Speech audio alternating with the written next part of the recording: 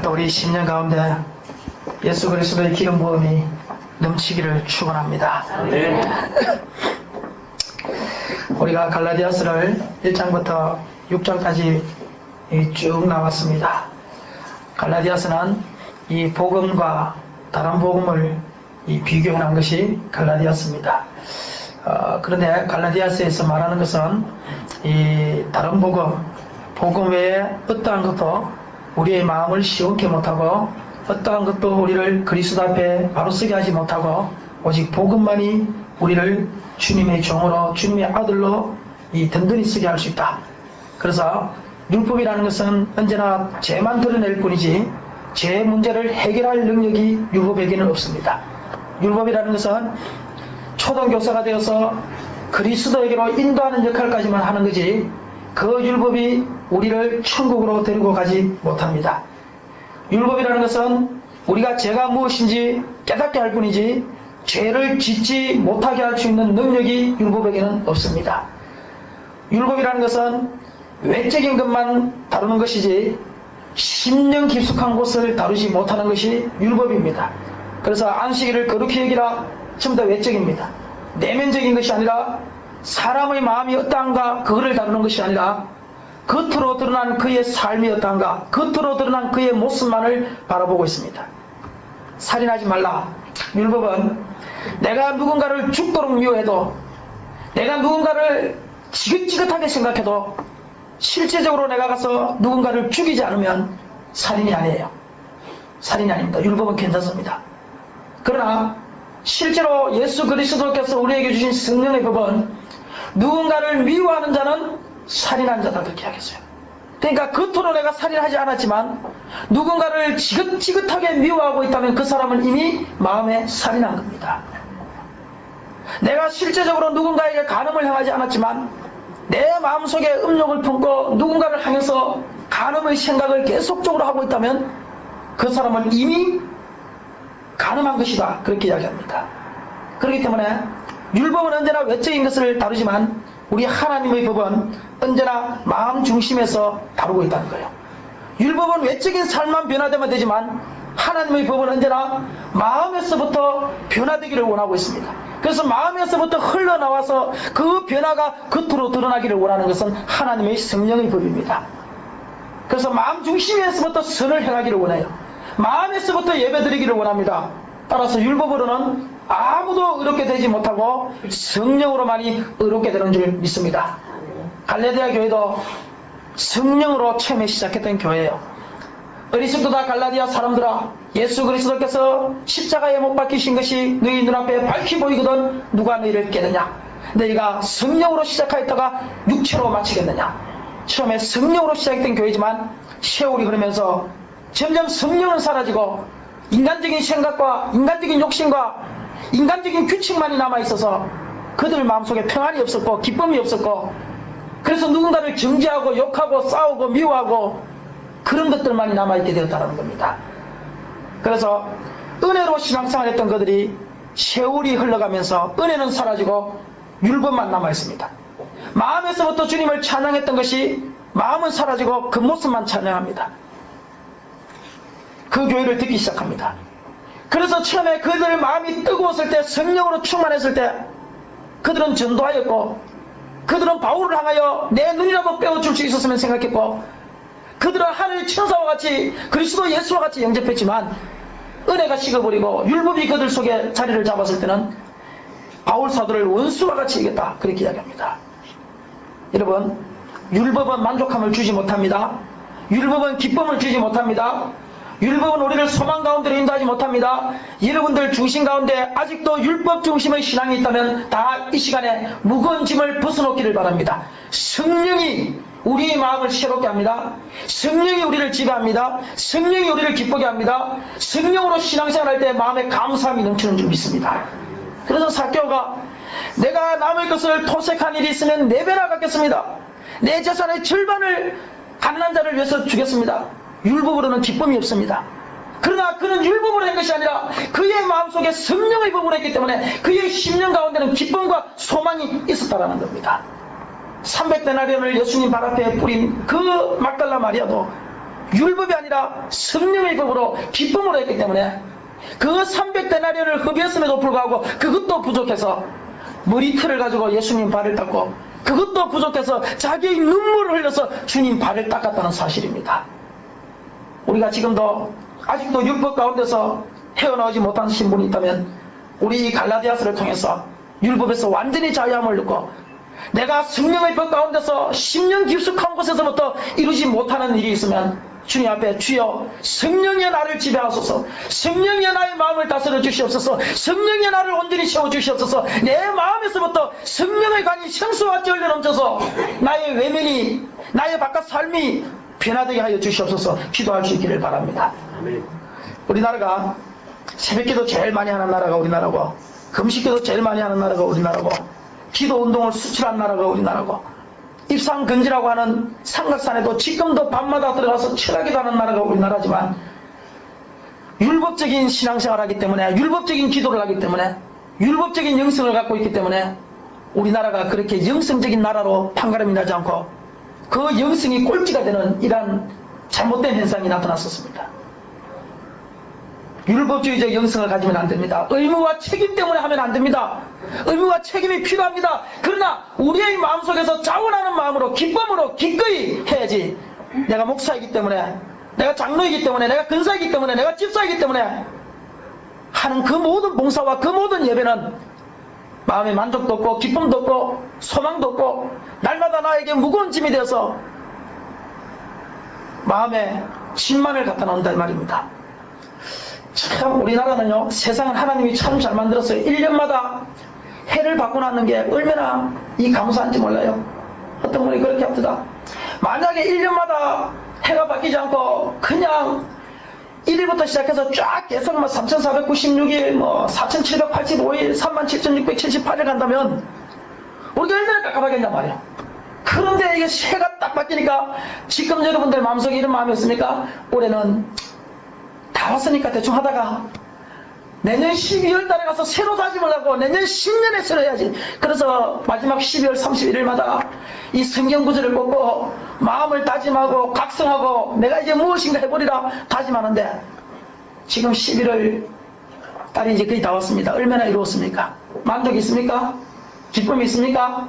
내가 계획했던 거 다 이뤘습니까? 어떻습니까? 마음의 무거운 짐으로 그것이 자리 잡고 있지 않습니까? 그래도 내년이 있으니까 다행이지. 다시 한 번 더 결단할 수 있으니까, 우리가 다시 한 번 더 결단할 수 있으니까.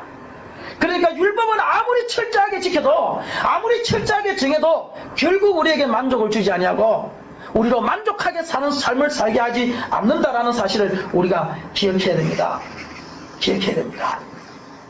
그래서 나를 부인하고 십자가를 지는 그 삶, 십자가를 지는 그 삶, 그래서 사랑으로 일하고 성령으로 일하고 소망으로 일할 때 우리의 심령 속에는 자원하는 영으로 일할 때 우리의 심령 속에는 기쁨과 소망이 있는 겁니다. 여러분, 어떤 경상도 이 사람이요, 이 남편이 이 신혼여행을 갔습니다. 경상도 이 부인하고 신혼여행을 갔어요. 신혼여행을 갔는데 첫날 밤에 남편이 손을 잡고 이렇게 이야기를 합니다. 너 내가 하는 말 지금부터 잘 들으래. 뭔데? 꼭 평생 기억해야 된다. 이야기해보이소. 그래, 내가 너를 사랑한대. 이제 두 번 다시 안 한대. 평생 기억해야 된대. 그러니까 그 여자가 하는 말이, 그런데 내가 하나 고백할 것이 있습니다. 뭔데? 저에 병이 하나 있거든요. 뭐? 너 나한테 병이 있단 말 한 번도 안 했잖아. 근데 제가 속였어요. 병이 하나 있어요. 뭔데? 저는요, 한 번 들으면요 100% 다 까먹습니다. 한 번 들으면 100% 다 까먹는데, 어떤 이 남편이 아내한테 사랑한다 소리를 안 하니까, 이 요즘은 인형 있지 않습니까? 인형에 가면 이렇게 누르면 I love you, I love you, I love you 이런 게 있어요. 그러니까 부인이 사랑한다는 소리를 듣고 싶어서 남편한테 그 인형을 사줬습니다. 여보, 왜? 당신은 사랑한다는 소리가 굉장히 힘들지? 힘들어. 그러면 내가 사랑한다는 말을 하라고 안 갈 테니까 하루에 한 번씩 이 인형을 눌러주라. 내가 그럼 당신이 말하는 거로 듣고 내가 사랑하는 거로 내가 할게. 그래? 진짜지? 진짜야. 근데 남편이 인형을 막 누르는 거야. I love you, I love you, I love you, I love you, I love you, I love you. 야, 370분 했대. 그게 뭡니까? 지금부터 1년 동안 하루에 한 번씩 할 거 지금 다 했으니까. 기억해. 근데 370분, 365일인데 5번은 뭡니까? 5번은 등이래.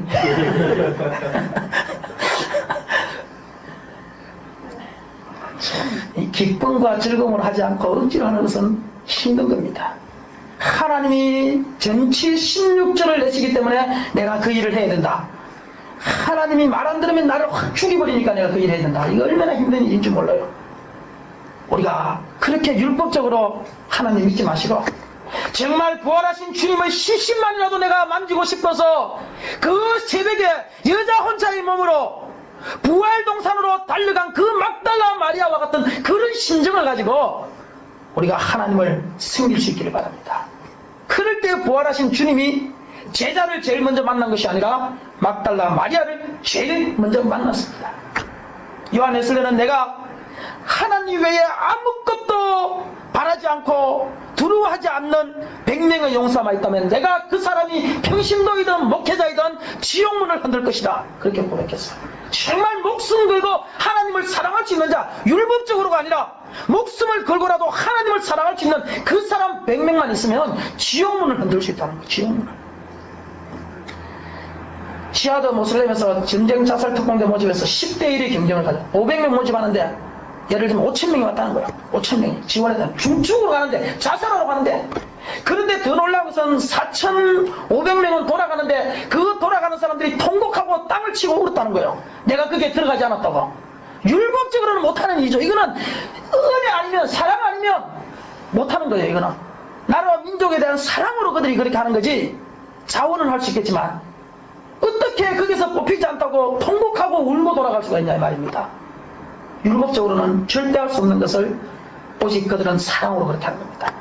오늘 우리 마지막 장에 6장에서 내게는 우리 주 예수 그리스도의 십자가 외에는 결코 자랑할 것이 없나니, 다른 건 아무것도 내가 자랑할 것 없다. 사도 바울이 얼마나 큰 일을 많이 했습니까 여러분? 사도 바울처럼 큰 일을 많이 한 사람이 있습니까? 사도 바울처럼 위대한 학문을 가진 사람이 있습니까? 지금 박사학위를 따지면 10몇 개라고 그래요. 사도 바울이 지금으로 따지면 없어요. 없어요. 그것보다 위대하게 쓰임받은 사람이 아무도 없습니다. 손수건만 던지면 병든 자들이 권침받았다고 그러잖아요.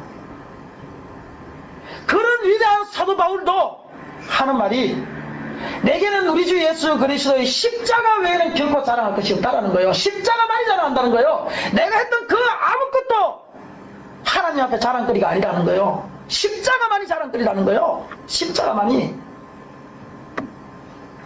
오늘 본문 말씀을 통해서 두 가지를 깨달으시는데, 첫째는 바울의 인생에 있어서 십자가가 가장 큰 자랑거리였다. 내게는 우리 주 예수 그리스도의 십자가 외에 결코 자랑할 것이 없으니,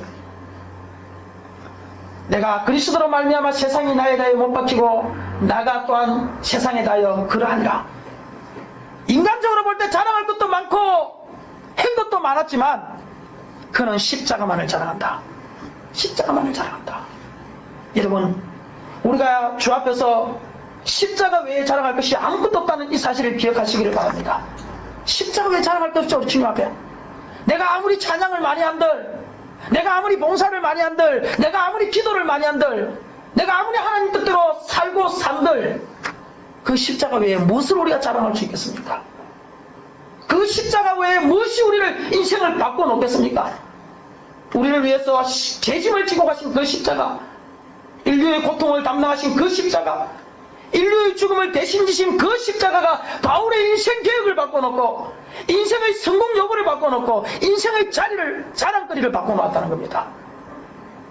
우리도 다른 것을 자랑하고 있다면 이 시간에 모든 것 다 내려놓고 예수의 십자가만을 자랑하십시오.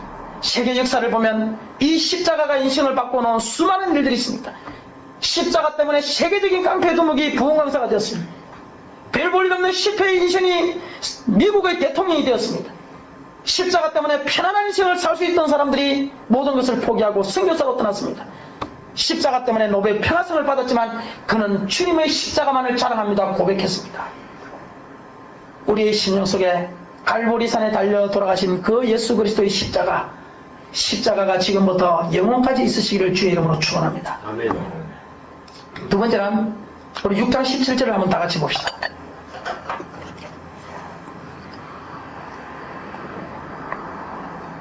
시작.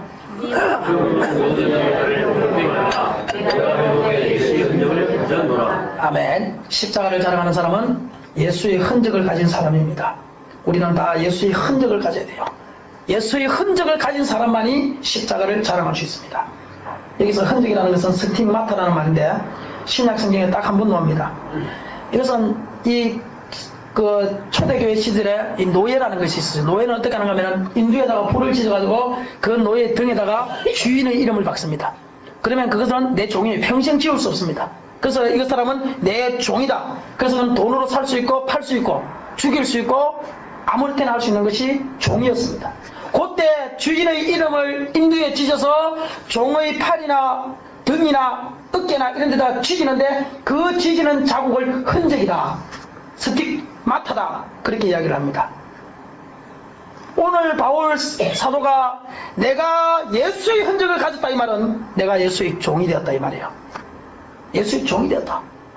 할례의 흔적이 아니라 율법을 지키는 흔적이 아니라 십자가의 흔적을 가지고 있다. 철저한 나는 그리스도의 종이다. 그 말입니다. 이 말을 다르게 말하면 예수님을 따르는 성도는 철저하게 하나님 말씀에 순종해야 돼요.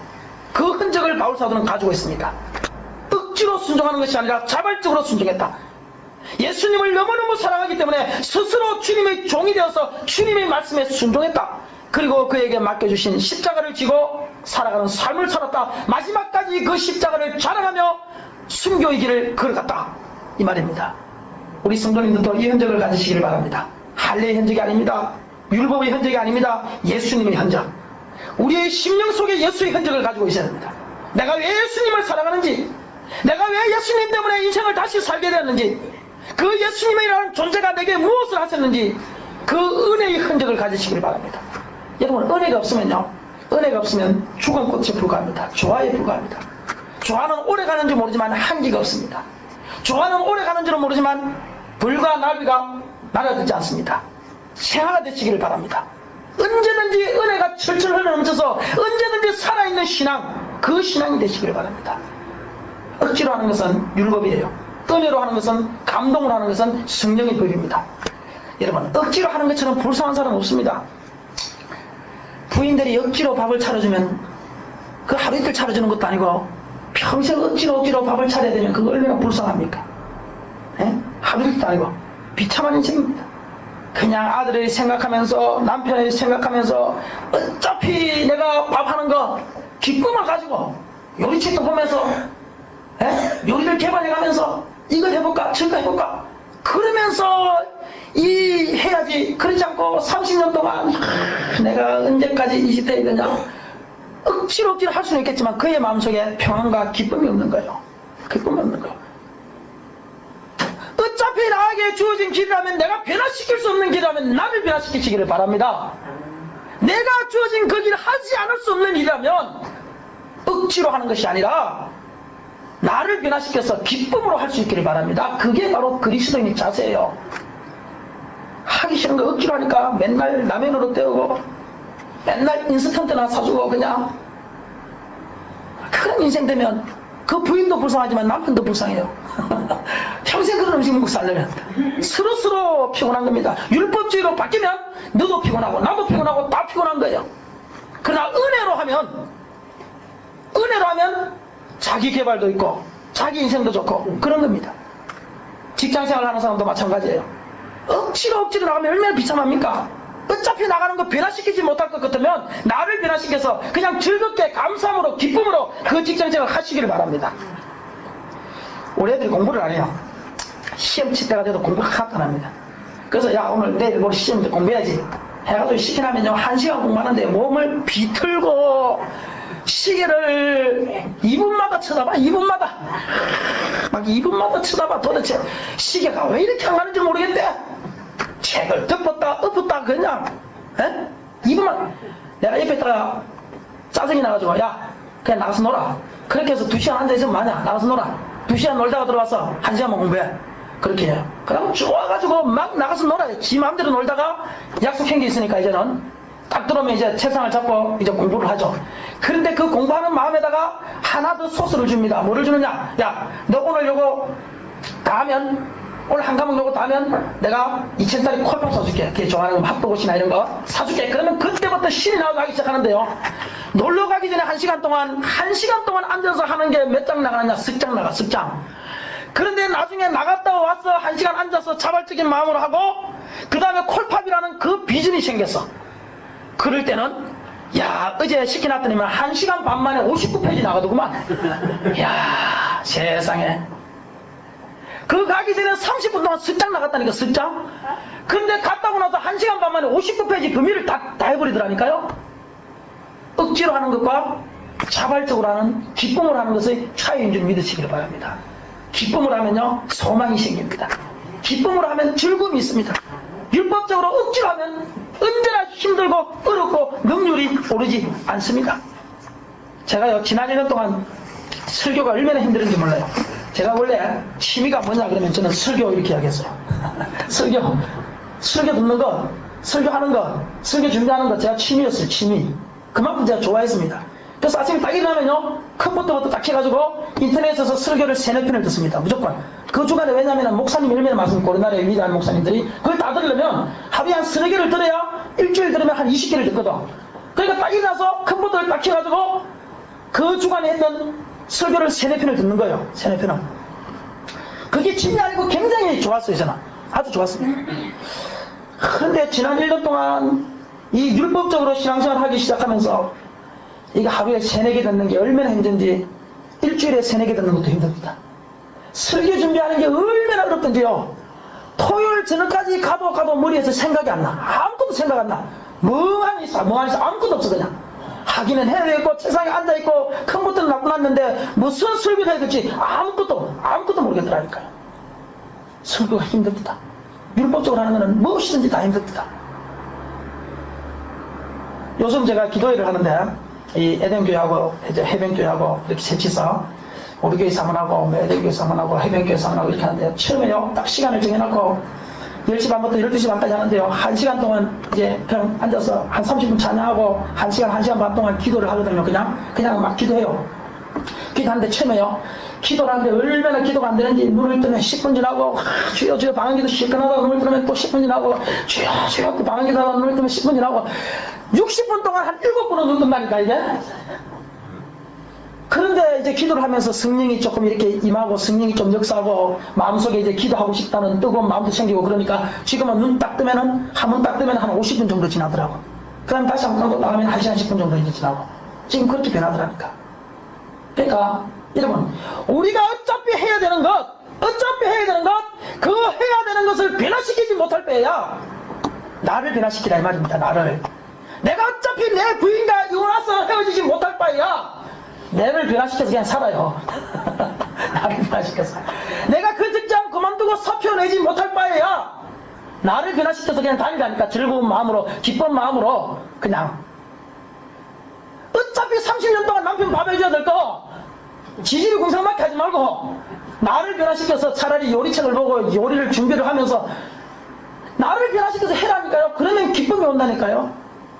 우리가 한평생 사는 거 왜 그렇게 힘들게 지치게 그렇게 합니까? 기쁨을 해야지. 쉼을 공급받아야죠. 만약에 우리가 그것이 안 되면 주 앞에 기도하십시오. 주여 큰 은혜 주시옵소서. 하나님께서 겸손한 자에게 은혜를 더하신다고 그랬어요. 은혜를 달라고, 성령이 임하여 달라고 그것만 기도하세요. 하나님이 힘 주실 때까지 봉사하는 것도 포기해버렸어요. 은혜 없이 봉사하면 묵은 짐만 되거든요. 그래서 저 청량리에 있는 박프 목사님은 그러잖아요. 거기서 전부 다 자원해서 밥 해주는 사람들, 그 사람들. 누가 해라고 하는 것도 아니고 월급 주는 것도 아니야. 다 자원해서 와서 그냥 그곳에서 잠자면서 하는 사람도 있고 그냥 함께 와서 해주는 사람도 있어요. 그런데 자기네들이 자원해서 와서 하는 그 사람들도 어느 정도 시간이 가면 입에서 막 불만이 녹기 시작해. 여러분, 사람이요, 웃기는 건 뭔갑니까? 한 입에서 두 가지가 녹기 어렵습니다. 내가 지금 방금 막 불만을 내토하면서 또 방금 막 찬양하기 어려워요. 사람이라는 게 희한해요. 방금 막 찬양한 사람이 방금 불만 토하기 어렵습니다. 사람이라는 건 한 가지밖에 못해요. 지금 내가 찬양하면 불만할 일이 있어도 불만이 안 생겨요. 근데 그 사람들이 막 자원했던 사람들이 막 하다 보면 나중에 힘도 들고 팔도 아프고 하니까 막 입에서 이제는 막 불만이 녹기 시작해요. 그러면 그 박프 목사님은, 체일도 목사님 어떻게 하는가? 그날부로 딱 그만두게 하고 기도원에 올려보내버립니다. 그치, 기도원 가는 기도원이 있거든요. 기도원 딱 올려보내면 3박 4일 동안 가서 막 기도하고 은혜를 받고 옵니다.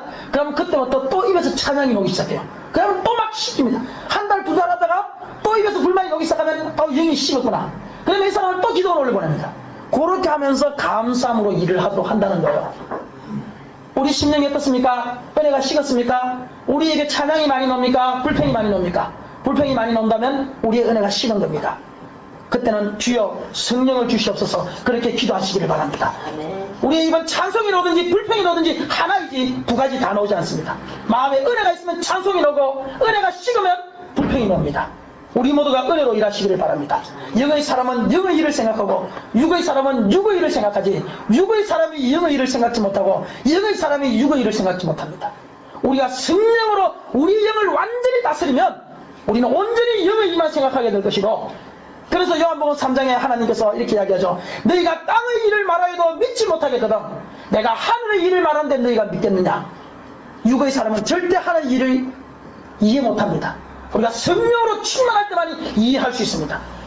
성령으로 충만할 때 그리스도의 흔적이 내 안에 있습니다. 기도할 이유가 생깁니다. 내 목숨 바칠 이유가 생깁니다. 내 인생을 새롭게 살아야 할 이유가 생깁니다.